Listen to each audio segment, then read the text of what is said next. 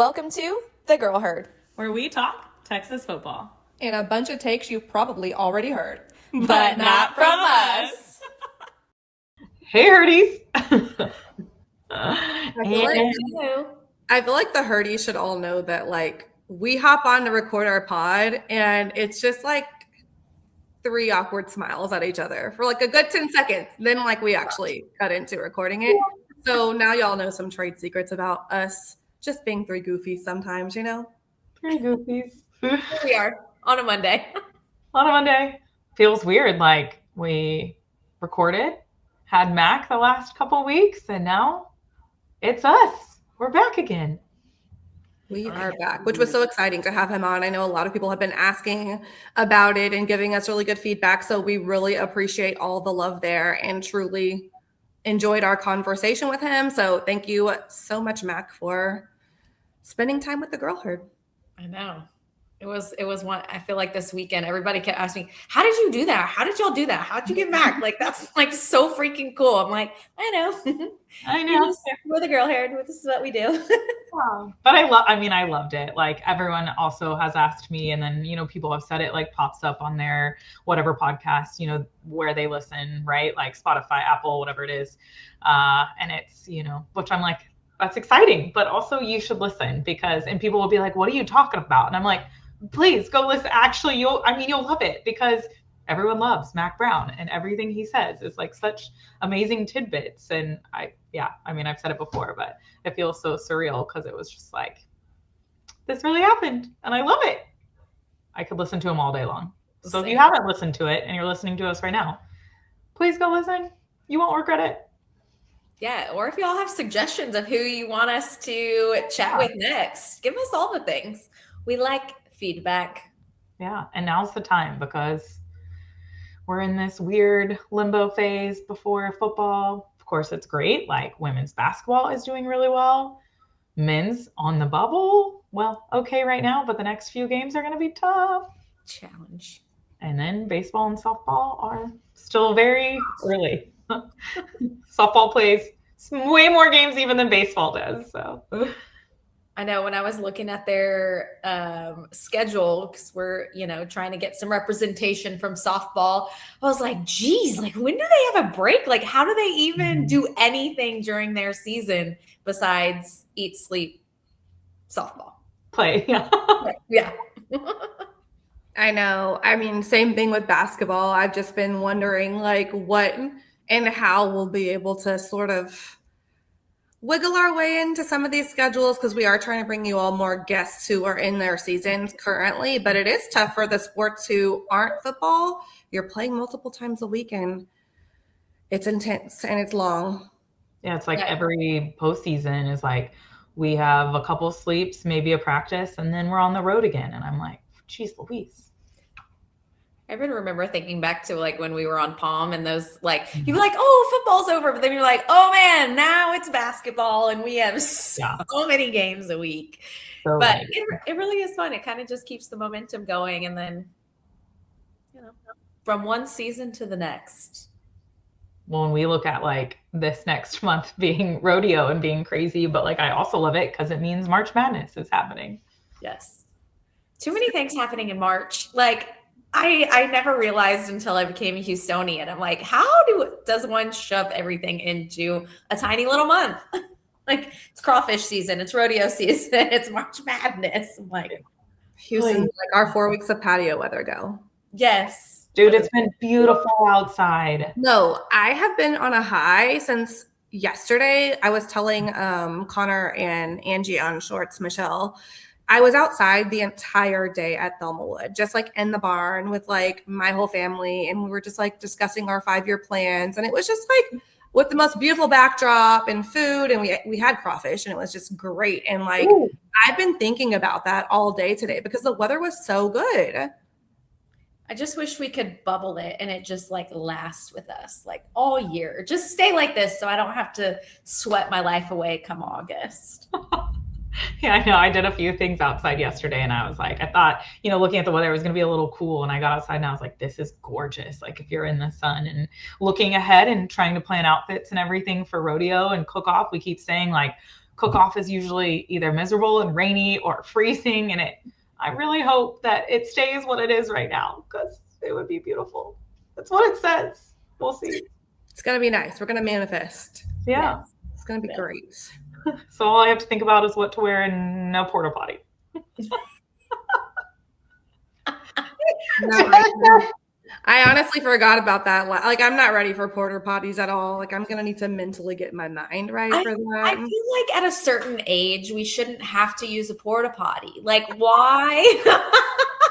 I feel like it's a very college thing. Like, why am I still having to use porta potties? Listen, I can rough it with the best of them, but like in this current moment, a porta potty honestly just sounds horrible.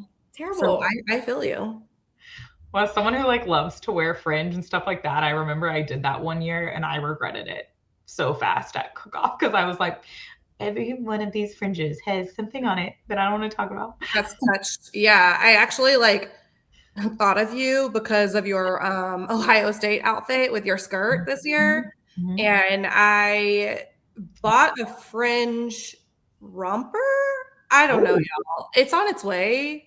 We're gonna see, because it's like it could go either way. It could be like very, very chic and cool looking, or it could just be disastrous. It wasn't even really in my plans, but I saw it while I was trying to pick up a whole different thing, and I was like, well, let me just see and at least try it on. But yeah, it would be for cook off, so I'll probably be dehydrating myself and not using the restroom.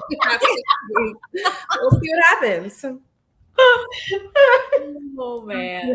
I mean, I do like, yes, I loved what I wore, obviously, and what happened at Ohio State, but the number of people that like asked me where I got it and wanted whatever, and I was like, I'm just going to go ahead and be that person and warn you. Like, you really have to be conscious when you go to the bathroom and up and downstairs. Like, yeah, it's a commitment. Like, it looked awesome on you, but it is a fashion commitment to go with the fringe maxi for sure. It sure is. Mm-hmm. Escalator hates to see you coming. Well, I hate to see an escalator. Also the opposite. Yeah. But so if you're going to rodeo, things to think about that you don't always think about, for sure. Well, if you're going to cook off, rodeo should be a little safer. Slightly easier. Yeah, hopefully we do see some of you all at rodeo. It's crazy to me, and I think probably to all three of us, how many people like aren't exposed to it, because it's like that's just been a part of our lives forever. So yeah, not sure if our listeners go to rodeo, but if you do, let us know on socials. We can come find you. Yeah, we'll be there. We're going to be there several nights, so tell us when you'll be there. Meet us. Wine Garden, the new, it's not the ranch anymore. It's called 1932. Oh yeah, 1932. Cattleman's. Yeah. Yeah. That's where I'm trying to go. I always like that little like pop-up video vibe. I love it. Yeah. Catch us at the bar over there with the little dance floor. That's going to be a ball. That's what I'm trying to do. Like, I have been thinking about this for way too long, and the dance moves are coming out. The calories will be burned. That's one thing I'm also looking forward to with rodeo. You will get your steps in. Sure will. So I'm ready for that too. My Aura ring is going to be pleased. check on all the things. Oh my goodness. See, this is why I should get one now. Plug. Aura. Well, speaking of rodeo, I think now's a good time to let everyone know we are going to pause the pod for the month of March, but not to worry. We will be all over your social media, TikTok, Instagram, Twitter, with everything you could possibly imagine from a rodeo perspective, who we're collabing with for rodeo. Of course, our outfits, got to have that, and just everything we're doing from the experience. So please follow along there. But I'm so curious to see if you all had a chance to look at Sark's press conference, because he like came back today and he had a lot of updates. He was talking about Grayson, how he's going to play nickel. Mm-hmm. He was talking about, I just liked his demeanor overall. I mentioned it in shorts too. He talked about the national championship, and I feel like Sark's usually more reserved and like, yes, we're working on that, but we're kind of like working quietly. And he seemed really urgent with his message, so it made me excited. It's lengthy, so I haven't even seen all of the updates, but since we've been starving for football content, I thought it was nice that that was out there. Yeah, I didn't even know that was happening today. And then I felt like my phone just kept like blowing up, like our Inside Texas stuff. It was like updates, updates, update. I was like, what in the world is going on? So I haven't been able to pay too much attention to it, other than I also saw, and it started on Instagram. I think Brandon Harris retweeted it, and I saw it, of the coaching staffs and who got promotions and all the things. And they did have two other kind of last minute hires that nobody thought of. Coach Gonzalez, who's going to be helping with the wide receivers, and Kasula with the tight ends, which is super exciting. I'm like, look at them trying to like tease us. Didn't tell any, the public didn't know. And then here we are releasing things. Now we're in February, at the end of February. So I'm really excited for our team and the strategic moves that they're making. Yeah. To me, it seems like he was very intentional around the staff and coaching, and then the full-on staff. He also mentioned that he's done in the portal too. So I thought that was a significant update. He goes, barring anything crazy happening, but that to me feels like there's a lot of confidence on what they're building from a roster perspective as well. Well, which like goes back to our conversation of what we were able to do during this time of course, not going to the playoffs. But, here they are, they're done. Like he feels so confident in whatever they did in that timeline that don't even need to do anymore in the portal. And so now they can just focus on practicing. But yeah, I mean, it's been, of course, a crazy day and all the things happening. So I can't wait to watch that, because I have not. But I think overall, everyone is talking about how different the demeanor is this year and how he's been. So I love seeing their like in the trenches videos. I never knew this before. It just, I guess, popped up because they tagged Texas football, but the strength side of things has their own account and shows videos of them and like all the workouts and things that they're doing, and like bear crawling, doing all kinds of craziness out on the field, which I love to see. I'm like, yes, put in the freaking hard work right now. And like, you have so much to do now with all these new people that grind it out together, sweat it out, cry it out, bleed it out. I don't know, whatever you need to do to be a cohesive team. Come August, I'm like, that's when we start playing.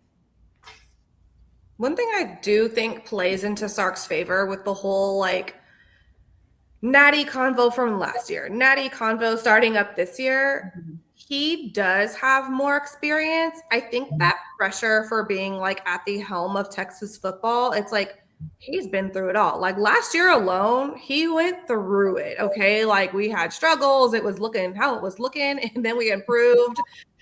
He took us to the top 4 in 2024. And so it's just like, okay, or 2024 and 2023.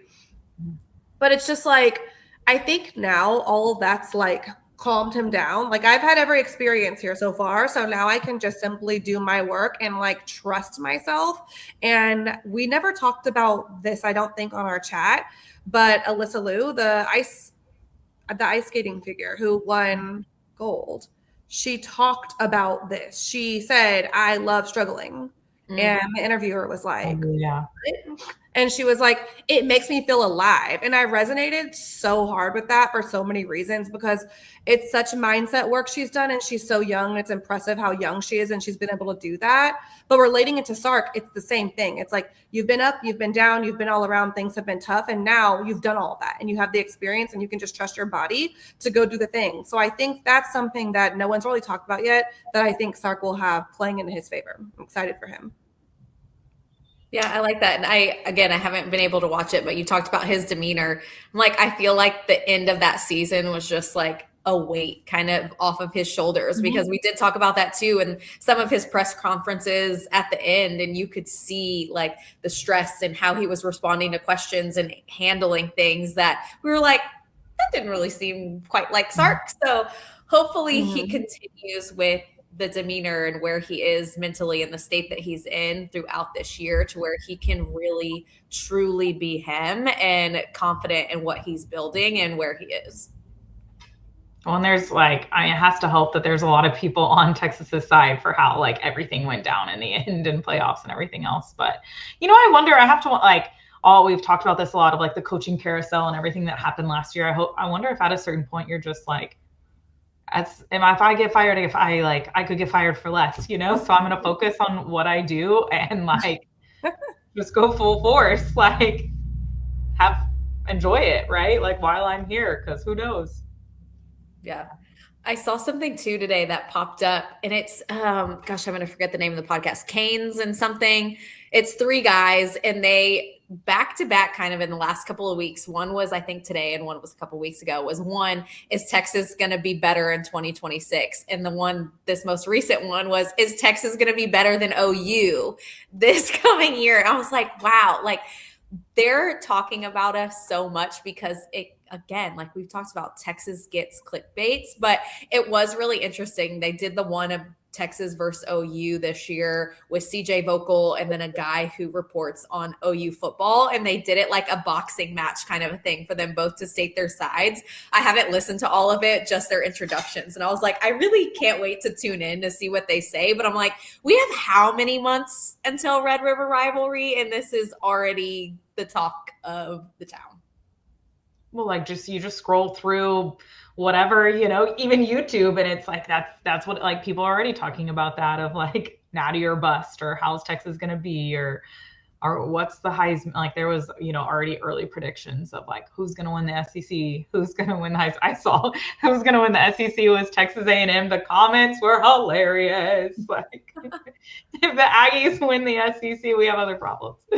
I wonder if this will be the year, with like all the conversation about Big Ten and how many titles they've recently won aside, with the SEC being like what it is to college football and us going to 9 games. I'm so curious, like, what if it's just like a bloodbath and there's like multiple teams in the league who end up like at that 9-3? What will happen? I mean, I feel as if when we talked to Mac, he seemed to have this very strong stance of like, there will be change. Like, yeah. I don't know what he knows or doesn't know. He obviously has a big impact on the sport, and he's a high-ranking official within the sport, but it felt like, no, this isn't going to work. The fact that this happened to us this year, Michelle, you said it earlier, a lot of people were on our side, and I don't think that was good for the sport, and I think most people agree. So everyone's talking about our 9-game league, and then like, of course, Texas and CDC, and keeping the strong non-conference schedule. But I do feel like something is going to happen where it's like, we're going to have to break that precedence, even though some people say it's not precedence because the committee changes every year. But I also think that's one of the problems that the committee changes, because how do you maintain consistency when it's humans running it? Yeah, I agree. And I keep hearing too people saying like the SEC isn't what it used to be. It's not the best conference anymore. But I'm like, but wait, like, let's dive deeper into this, because the Big Ten and their strength of schedule is drastically different than what it is in the SEC, especially now with us playing the 9 games. It can't even compare. And I think that's part of it with the committee. I'm like, you have to weigh that into these decisions versus just wins and losses. Like, it doesn't even compare across the board. And even Notre Dame, right? Like, look at the teams that they're playing throughout the year. It just, the weights and balances aren't reacting. But I would have loved to be in a conversation with CDC and Sark, because I think they're very like on opposite ends of the spectrum when it comes to who we play first game out of the year. Is it going to be a tough team like Ohio State, Michigan, whatever, or is it not?